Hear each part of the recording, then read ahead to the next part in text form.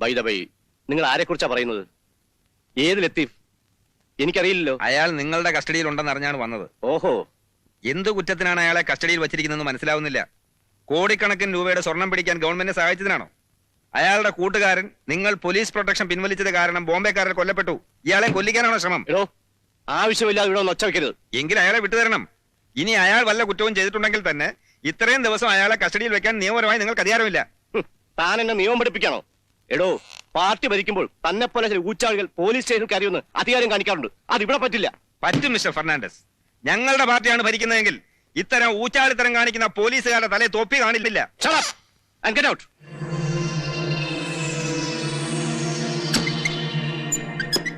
എന്തിനാടോ ഇങ്ങനെ ആവശ്യമില്ലാത്ത കാര്യങ്ങളിൽ ഇടപെടുന്നത്? ഇന്നലെ നീ ലൂക്കോസിനെ അധിക്ഷേപിച്ച് സംസാരിച്ചെന്ന് കേട്ടു. പാർട്ടി സെക്രട്ടറിക്കെതിരെ അടിസ്ഥാനമില്ലാത്ത കുറ്റാരോപണം നടത്തിയാൽ തന്നെ ശിക്ഷിക്കേണ്ടി വരും. അടിസ്ഥാനമുണ്ട് സഖാവേ, തെളിവും സാക്ഷിയുമുണ്ട്. വനം വകുപ്പിന്റെ നിബന്ധനകൾ പാലിക്കാതെ ഇടുക്കിയിലെ വനഭൂമി പാർട്ടി സെക്രട്ടറി സ്വന്തക്കാർക്ക് പതിച്ചു കൊടുത്തത്. നമ്മുടെ യൂത്ത് വിങ്ങിന്റെ സഹായത്തോടെ എറണാകുളത്ത് വെച്ച് പിടിച്ചെടുത്ത സ്വർണം പോലീസുമായി ഒത്തുചേർന്ന് മുഴുവൻ കണക്കിൽ കാണിക്കാതെ പകുതിയിലേറെ മറച്ചുവിറ്റത്. ബാല, രേഖാമൂലം ഞാൻ തെളിയിക്കാം സഖാവേ. പാർട്ടി സെക്രട്ടറിക്കും പോലീസ് കമ്മീഷണർക്കും ബോംബെ മഫിയുമായുള്ള അവിഹിത ബന്ധം. അവരുടെ വെടിയേറ്റാണ് മുസ്തഫ മരിച്ചത്. അയാളുടെ കൂട്ടുകാരനെയാണ് പോലീസ് കമ്മീഷണർ അന്യായമായി തടവിൽ വെച്ചിരിക്കുന്നത്. അയാൾക്ക് അതിനുള്ള ധൈര്യം എവിടുന്ന് കിട്ടി ഊഹിച്ചൂടെ? ഞാനത് വിശ്വസിക്കില്ല.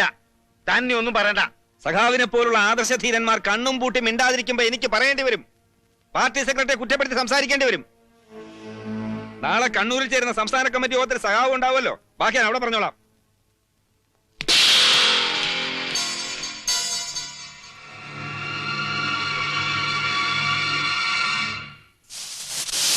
മോനെ, നിന്റെ ഈ എടുത്തിയാട്ടം നന്നല്ല. മുമ്പ് പാർട്ടിയിൽ അഭിപ്രായ വ്യത്യാസങ്ങൾ ഉണ്ടാവുമ്പോ ഒരു മധ്യസ്ഥനെ പോലെ അത് പറഞ്ഞു തീർക്കുന്ന ആളായിരുന്നു നിന്റെ അച്ഛൻ. അച്ഛൻ ഉണ്ടായിരുന്നെങ്കിൽ ഇതിനേക്കാൾ ശക്തമായി പ്രതികരിച്ചനെ. പാർട്ടിയുടെ തലപ്പത്തിരിക്കുന്നവരിൽ ചില കാണിക്കുന്ന വൃത്തികേടുകൾ അമ്മയ്ക്ക് അറിയില്ല. ഒരു സംഘടനയാവുമ്പോ അങ്ങനെയൊക്കെ ഉണ്ടാവും. പല സ്വഭാവക്കാരും ഒന്നിച്ച് പ്രവർത്തിക്കുന്നതല്ലേ. നീ അവിടെ ഒരു വഴക്കാളിയാവരുത്. പറയാനുള്ളത് ഞാൻ പറയും. ബാക്കി കമ്മിറ്റി തീരുമാനിക്കട്ടെ. എന്ത് സംഭവിക്കും നമുക്ക് കാണാം. എന്ത് സംഭവിച്ചാലും ശരി, നാളെ അവനവിടെ എത്തിയിരിക്കരുത്. തന്നെ എനിക്ക് വിശ്വാസമില്ലായിട്ടല്ല ദാസപ്പ. ഞാൻ ആലോചിക്കുന്നതേ, വല്ല വിധത്തിലും പ്ലാനെങ്ങാനും തെറ്റിയാൽ തകരുന്നത് എന്റെ രാഷ്ട്രീയ ജീവിതമായിരിക്കും. പിന്നെ പറയണ്ടല്ലോ. അയ്യോ, അങ്ങനെയൊന്നും ഉണ്ടാകത്തില്ലെന്നേ. ദാസപ്പനേറ്റ എന്നാങ്കിലും കാര്യം നടക്കാതെ വന്നിട്ടുണ്ടാ സഖാവേ? ധൈര്യമായിട്ട് പൊക്കോ സഖാവേ.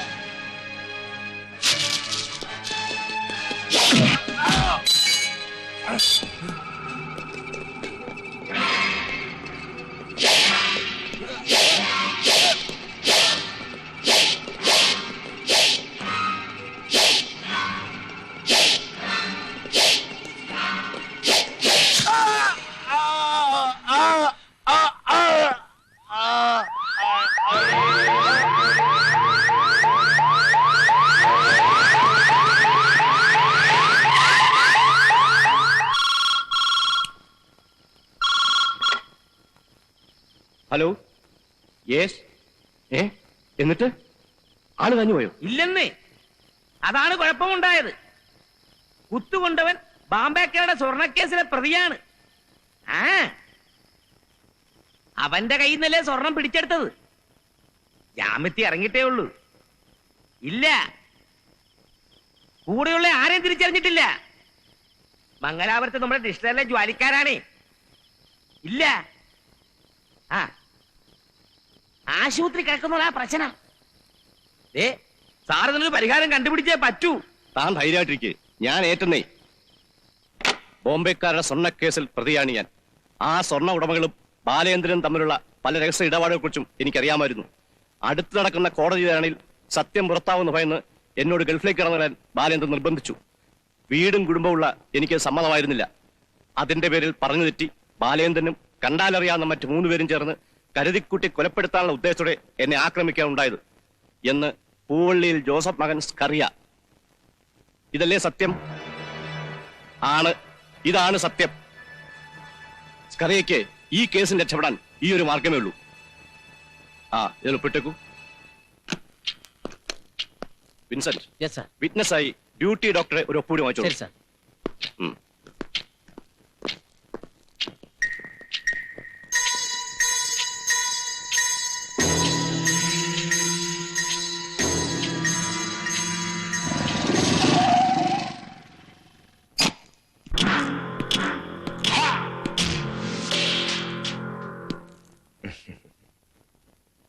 സ്കറിയ, നീ പോലീസിൽ കൊടുത്ത മൊഴി അസലായിട്ടുണ്ട്. മുതലാളി പ്രത്യേകം നന്ദി പറയാൻ പറഞ്ഞു. പക്ഷേ ബാലേന്ദ്രനെ കൊടുക്കാൻ മാത്രം അതിന് ശക്തി പോരാ. അതിനാ ഞാൻ വന്നത്. നീ കൊടുത്ത മൊഴി മരണമൊഴിയാക്കാൻ.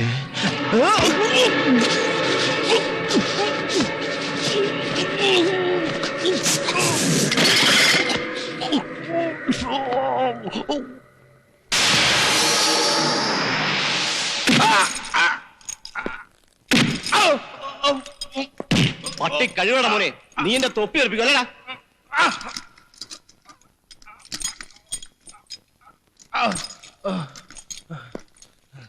പാർട്ടിയുടെ യൂത്ത് വിംഗ് ലീഡർ ചെയ്യുന്നതോ കള്ളക്കടത്തും കൊലപാതകവും. നിന്നെയൊക്കെ